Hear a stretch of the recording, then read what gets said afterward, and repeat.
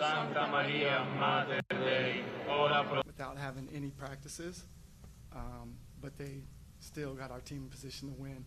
And a lot of times, not only did they not have practices, they also didn't know who was going to play because of the revolving door.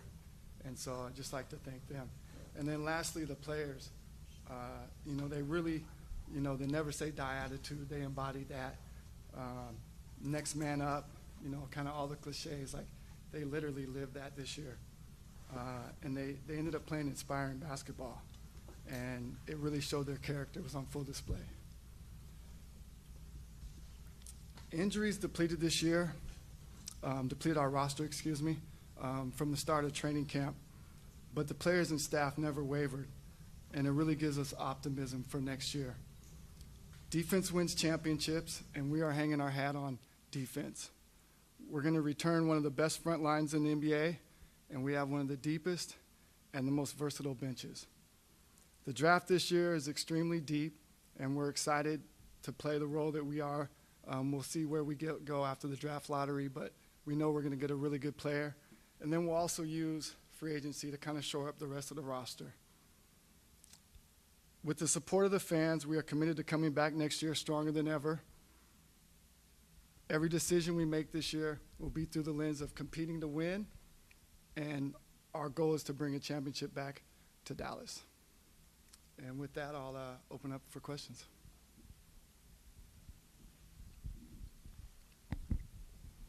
Hey, Nico. In the few days since your roundtable discussion with some reporters and since the end of the season, some players have acknowledged, the challenge of playing through the post-trade noise. And, in hindsight, they and Jason were the ones who primarily had to answer the questions about that over the last couple of months. Do you feel like the franchise and you specifically could have or should have done more to maybe mitigate that or deflect that away from them? No, good question. Yeah, we could have been better. As I look back on it in hindsight, we could have been better. Our goal is never to run away from the media. That's part of the job, and that's the obligation. But also, we wanted to talk after we had our roster. Our plan was to put Kyrie, Clay, AD, PJ, Lively on the floor so that people could see the vision. And unfortunately, that actually never came. So there was never a good time for us to do that. And Nico, Christian Clark with The Athletic, in the weeks leading up to the trade, how much discussion internally was about just, trading Luka for another player who up to that point had missed a lot more time in his career effectively, like trading a guy for a player who I guess was more injury prone. How much did you guys discuss that or think about that? Yeah, I mean, when you trade a guy of Luka's caliber, you're not taking it lightly. So we discussed everything, but we really feel that defense is our calling card and what we're going to hang our hat on. And when we had an opportunity to get one of the best two-way players in the league, we jumped at that opportunity. We're here, Isaac from Locked On Mavs. When no, my bad. When Luka comes back to town, the Lakers game's happening, and you're standing there, and there's thousands of people chanting for you to be fired. That's an experience that none of us, no one's chanting for for us to lose our jobs. Why shouldn't you be fired? Well, one, I think I've done a really good job here, and I don't think I can be judged by the injuries this year. You have to judge from totality, from beginning to end. And so I think I have a really good working relationship with Patrick. I think you add in Rick. The leadership that we have is really elite. And you'll see next year when our team comes back, we're going to be competing for a championship. Nico, you say repeatedly the defense wins championships. Are you saying it was impossible to build a roster that included Luka Doncic that was strong enough defensively to win a championship? No, I think it's really doubling down on defense. And like I said, when we had the opportunity to get Anthony Davis, who is one of the best two-way players in the league, we jumped at that opportunity. Hi, Nico. Joey Mastretta with Clutch Points. Going off that question, you've made it very clear defense wins championships, and that's a very respectable mentality, an old basketball saying. Looking at Luka Doncic, he did get this team to the NBA Finals last year. When you look at Luka Doncic, do you consider him a championship-level player? You know, that's kind of an unfair question. Luka's no longer on this team, but what I am excited about is I do believe we have a championship-caliber team, and we'll show that next year. Mike Curtis, Dallas Morning News. Piggybacking off that a little bit, you mentioned last week that Dirk is no longer around the franchise. Obviously, Luka isn't a part of the franchise anymore, and they're two figures that mean a lot to this organization and the fan base. Obviously, it's severed right now, just with everything that's happened. Like, I guess, how do you repair the relationship with the fan base going forward? Well, one, you mentioned Dirk, and so it's important to say, like, he's the single most important figure to the franchise, so that's extremely important. I believe winning will help repair the relationship with the fans, and that's what we plan to do next year. Yeah, I know you said winning will repair it, but have you ever thought about what if it doesn't? I'm an optimistic person, and I move by faith, not by fear. Nico, Joe Trahan from WFAA. You said earlier you don't like to run from the media, but Nico, I am interested in your reasoning by having that roundtable discussion without any cameras or audio equipment, and then less than a week later having this meeting that we're in right now. What's your thought process behind doing it that way if you say you don't want to run from the media? Yeah, no, it was a good question. It was a collective thought process. It was meant to be more of like a roundtable discussion. Clearly, it didn't have the goal that we intended on doing it, so that's why we're coming back here today. The goal was that I answered all the questions today. I could talk about the team as it currently is and then what we do going forward. But because it fell flat today, that I'm answering the same questions I answered last week because we didn't do a good enough job. The other part that we really wanted to show is the face of the leadership of the Mavericks going forward, which is Rick and I. And so those were the two goals. Is part of the reason you're doing this today because you felt the fan base needed more and there wasn't an adequate response to why you made the deal? Is that why we're sitting here today? No, it was, well, one, we do this every year. We do exit interviews. It's no different than what we've done in previous years. But because we haven't adequately answered the questions, we figured we would open it up as well right now. And Nico, will Anthony Davis need surgery this summer? No, he won't. He finished the season fine. He feels good about where he's at, and he'll continue to build and get healthy. Will Derek Lively need surgery this summer? I don't believe he will either. And, you know, you said defense win championships. We saw the Nuggets 2 years ago. I mean, they finished 15th in defense the regular season as kind of the one of the 30 guys who runs an NBA team. What's just your analysis of how, I guess, that Nuggets team won the championship? You know, I don't want to dismiss your question, but I'm not concerned about the Nuggets. I feel like we have a championship caliber team when we're whole, and we're going to hang our hat on defense. We're going to be one of the best defensive teams in the league, and I think that's going to be our calling card. Nico, right here. Mac Engel, Fort Worth Star-Telegram. When you were kicking the idea of this trade around, and you had various scenarios planned in your head, did the anger and outrage from the fan base, has that exceeded what you were kind of planning for? Yeah, good question. I did know that Luka was important to the fan base. I didn't quite know it to what level, but really the way we looked at it is, you know, if you're putting a team on the floor that's Kyrie, Clay, PJ, Anthony Davis, and Lively, we feel that's a championship caliber team, and we would have been winning at a high level, and that would have quieted some of the outrage. And so unfortunately we weren't able to do that, so it just continued to, you know, go on and on. There have been a million theories about why you did the deal. One of them was that you were told to do it, that Mr. Dumont said, I didn't want to give the Supermax contract, which is obviously very expensive, to Luka. Were you told that you had to trade him? No, not at all.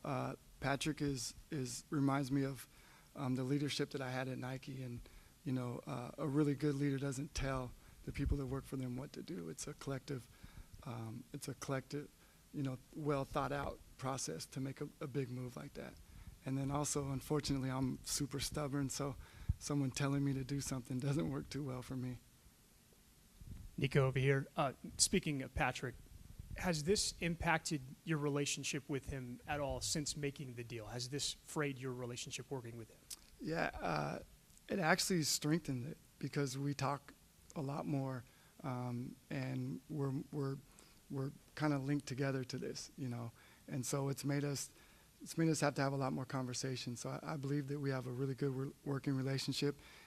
He's came out publicly and supported me, and so I don't take that lightly. And so now I have to deliver on that.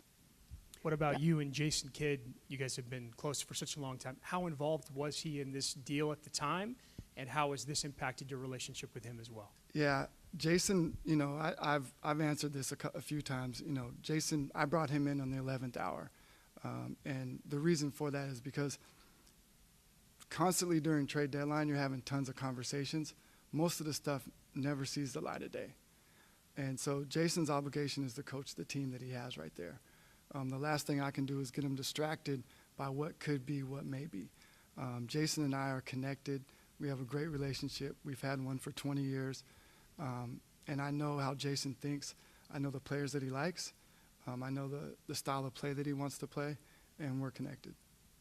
Dorothy Gentry from Texas Metro News. Nico, how personally are you handling all of this? What keeps you in front of everyone? The fans are upset, almost hate. I have to say the word. How do you deal with that? How are you dealing with that? One, and then two, do you understand how they feel? I think they want to know that you feel their pain about losing Luka. What can you say to them? Well, when you have 20,000 people in this stadium chanting "Fire Nico," you really feel it. I mean, I use the word awesome, but not in a positive way. Like, you can really feel how they feel. So yes, I feel them. How am I doing? I'm good. I said this last week. God's got me covered. I have an amazing family and an amazing support group to get through it. But no, I absolutely feel it.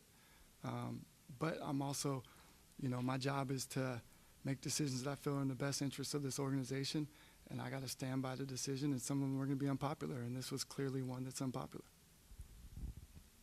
Nico, you've said over and over about defense wins championships, and you've been here several years with Luka before the trade.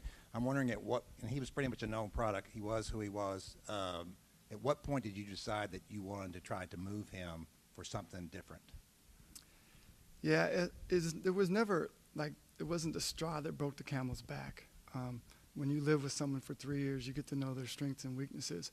It was more about a change in philosophy in terms of how can we get a top defensive team that will help us win a championship. Again, this trade may never even have happened, but once the opportunity presented itself, we jumped on it. So that wasn't something that had built over 6 months, 8 months, 9 months? No, not at all. Grant Afsad, DallasHoopsJournal.com. Over here. Yeah, right here. The organization had dealt with injuries, long before the trade deadline as well, but traded a healthy player in Quentin Grimes for an injured player in Caleb Martin, and it had hard capped the team at the first apron with 14 players. Did maybe the organization have any takeaways from that going forward about managing the salary cap in season, when injuries kind of mount and you need to sign a 15th player? Yeah, absolutely. It's actually a great question. We looked at our managing of the salary cap is maximizing it to its full potential. So Caleb was one of the players that we were able to get that would actually just barely fit under the cap and the apron, excuse me. And so we took that and we knew what we were giving up. We knew that we were only going to be able to sign one 10-day.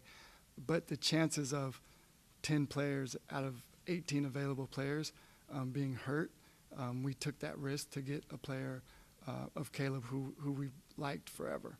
And so we did it. And now, to your point, did we learn something? Absolutely. That, there's scenarios where you can have more than 10 players hurt, which doesn't typically happen. And so that will be something that we'll keep in mind as we move forward. Eddie Sefko, Maz.com. A couple of things, Nico. Along those lines, it was a horrific season for injuries, but what's your confidence level? I mean, these are older players who sometimes tend to get injured more or take longer to heal. Your confidence level that this was an aberration? Well, one, before the trade, 90% of our injuries were contact injuries. So when you have contact injuries, by and large, those are unavoidable. And so it didn't matter if you were young or old. Contact injuries are contact injuries. So we have a great staff, and so I'm extremely optimistic that next year we'll go back to the mean, and you'll see a really good team out there. Also, what thing or maybe things need to happen in your mind primarily to get this franchise back toward contending status and respectability? Really, we just need to get healthy. I think the team that we're bringing back is a championship caliber team.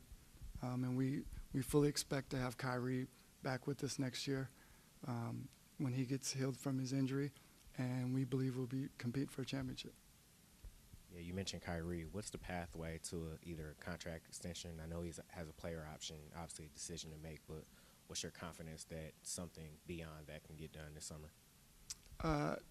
Kyrie is a big part of what our future is, and that's not going to change whether he opts in or opts out. Rashad Miller, Dallas Weekly. I know in your opening remarks you talked about this offseason, your goals for this offseason, but can you give us kind of what you're going to do for the next 2 or 3 seasons? Yeah, I mean, our core actually is connected for the next 2 or 3 seasons, so I don't see much movement from our core. I really see how you shape around that, and it starts with the draft. Nick Angstead, Locked On Mavs. You said that Patrick Dumont initially laughed at you when you brought him the Luka trade. What did you say to convince him to approve it? It wasn't really it wasn't really a laugh. It was more of a chuckle. But really it was just I'd said it out of the blue. And then as we started talking more, I gave him reasoning behind it. And, you know, we're a very process-oriented organization, and everything we do is without emotion and goes through the lens of process. And so once we had those substantive discussions, then he saw the vision. Hey, Christian Clark again. Do you feel like, just to follow up on Mike's question, do you feel like Kyrie opting in is a possibility? It's too early to speculate what Kyrie's going to do, but what I do feel is going to happen. He's going to be a Maverick next year. And then just, you know, he's going to be out a significant portion of next season. Like, do you feel like you guys have to do something to address just creation to get through that time, and how do you go about doing that? I feel good. You can't replace Kyrie through free agency. He's too good of a player. We have a really deep, versatile bench, and some of those guys will have to create. They'll have to create the void. It's going to be by committee. We'll use free agency, and then we'll also use the draft. Nico, Noah Weber from the Smoking Cuban. One thing you said a few minutes ago is you said, me and Coach Kidd are aligned. You know the player that he likes. But when it comes to a trade of this magnitude, obviously, it's the main player that led y'all to the finals last season. So I wanted to ask you, what did that conversation look like at the 11th hour when you told him that y'all would be trading Luka Doncic? And do you think it was fair to him to have y'all's entire team built around Luka, but then in the middle of the season, him having to pivot to a completely different player to try to make the title run again? Sure, I think there's some difficulties anytime when you do a trade that big during the middle of the season. I mean, we saw it when we traded for Kyrie a couple years ago. Sometimes trades take a little longer to you to really see like how good of a trade it was. But I also know his connectivity to Anthony Davis. He won a championship with him with the Lakers. I know his admiration for him as a defensive player, and so I wasn't worried about that. What did y'all's conversation look like when you let him know? It was really brief. I just told him the reasoning behind it and let him know, and he understood, and he got geared up to start whiteboarding to get ready to see how we would play with Anthony Davis. I don't think it's about agreeing, but he aligns with how I think in terms of defense wins championships. That's how he feels. So he also aligns with the philosophy of versatile style of play. And so it wasn't really about agreeing or disagreeing. It was about, I see the vision, let's go. And then defense has been one thing that's been talked about so many times when you're referring to this trade. With you trading Luka, it's in a way you're betting on Anthony Davis to help you guys, but it's also you thinking maybe Luka would help, or that AD would help more than Doncic did. Outside of defense, why are you betting against Luka Doncic not being able to bring y'all a title when he was here? Yeah, it's more about AD than I'm not going to bet against Luka or speak negatively towards him. He's not here anymore, but it's the belief that I have in the guys that are in this locker room. Nico, Russell Scott, News Radio 1080 KRLD. Did you say you did not foresee the fan reaction with the trade? And what would going public with the trade have done? I don't quite understand. What would have happened if you would have gone public? No, I said I did see the outrage, just maybe not to the degree of that it actually ended up being. But I also think part of that is because we weren't able to put a team on the floor that was day in and day out winning. I think if we would have put the team that we intended to put on the floor, I think that would have quieted some of the outrage. Nico, Brad Townsend, Dallas Morning News again. This kind of piggyback off my first question.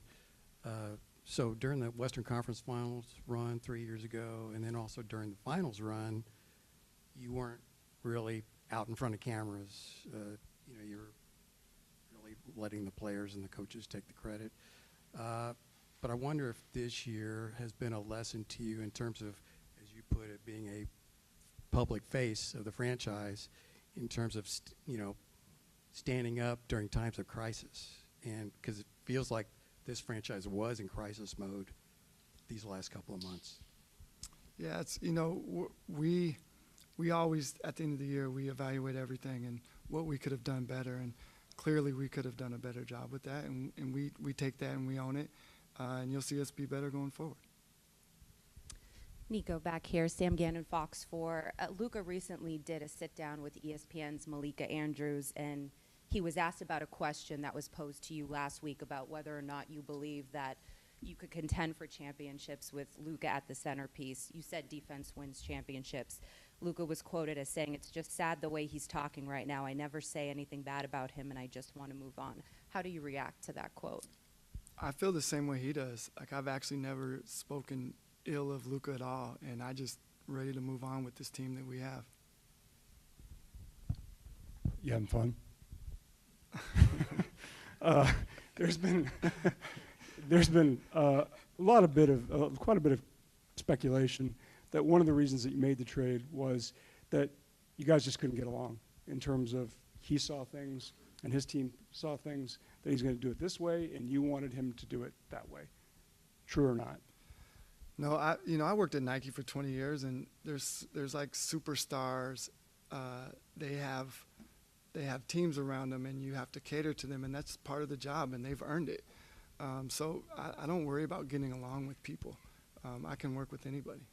Then the other observation is not necessarily that you made a big trade, but what you got in return. What did you feel like prevented you, and maybe that's the wrong word, from getting more in return when we've seen other NBA trades? The one that stands to mind is Rudy Gobert, what Minnesota gave up to acquire him, that you couldn't necessarily get more from Los Angeles than three assets. Yeah, I think the biggest thing is, and I said this last week, if you don't value AD as an all NBA player and an all defensive player, then you're not gonna like the trade. We targeted AD, but if you don't like him, then there's nothing else we get that's gonna make you excited about the trade, and we value him. All right, just two more questions. Dylan Reed, Ticket in Dallas. Are you worried that the Luka trade is going to hurt you guys in free agent negotiation moving forward? It feels as though, and at least he's highlighted as much, that he feels as though maybe it really was done behind his back. Are you worried that moving forward, other players that come here might think, well, if I go there, what if they trade me without knowing? Is that a concern you guys have? Not at all. When I first got this job here, I was told that the Dallas Mavericks, struggled to get free agents, and one of the things I said is we're going to get free agents. And it's not just about me, but you have Hall of Famer Jason Kidd. You have a bunch of amazing players that, Kyrie Irving, like people want to play with him. So I think we have a lot that's in our favor, so I don't worry about getting free agents. That's the least of my concerns. Rashad Miller again. I know you talked about, staying optimistic and things like that. But what are some of the worst case scenarios? Like if you can't acquire the assets to build a winning team? I think we have the assets already. It's just building around them. So I'm sorry, but I'm not capable of looking at the worst case scenario. It's everything about what we do is about how do we continue to get better. We're coming back already with what we feel is a championship caliber team. So now we'll use the draft, we'll use free agency to add to that. Thank you. Thank you.